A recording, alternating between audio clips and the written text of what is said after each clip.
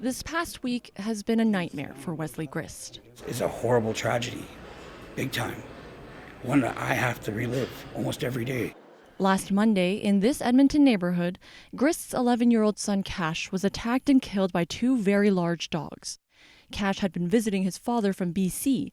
Grist says he was working outside the house, and his son had just come back from the store with some snacks. Just before he went inside, he came over, gave me a hug, and he told me he loved me, and told him I loved him.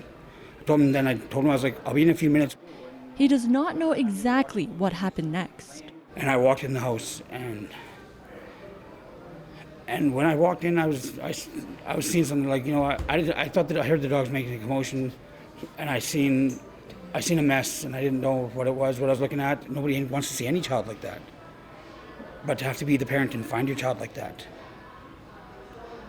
that's the hardest thing I've ever been through in my whole life. Grist says the dogs belong to his roommate. Kache's mom says he told her they were Connie Corsi, the same breed as this one seen here, which can grow to more than 100 pounds. The city of Edmonton says animal control had been to the house twice this year for complaints of attacks that also took place inside the house. But Grist says these dogs had not been problematic with Kache. I watch these dogs cuddle with him almost every day. There's never been an issue like this. There's nothing, and I would never put my son in a spot where he was at risk. Kache's parents say the dogs have been put down.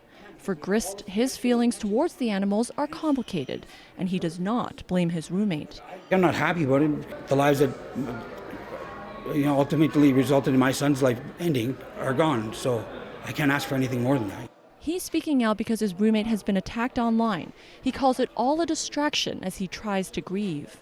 When I'm the most vulnerable, I feel like I'm being taken away from dealing with what I should be focusing on, and it's not fair to me. It's not fair to his mom. It's not fair to any of us. So he's focused on keeping his only child's memory alive. He would want everybody just to be happy and getting along, because that's who he was.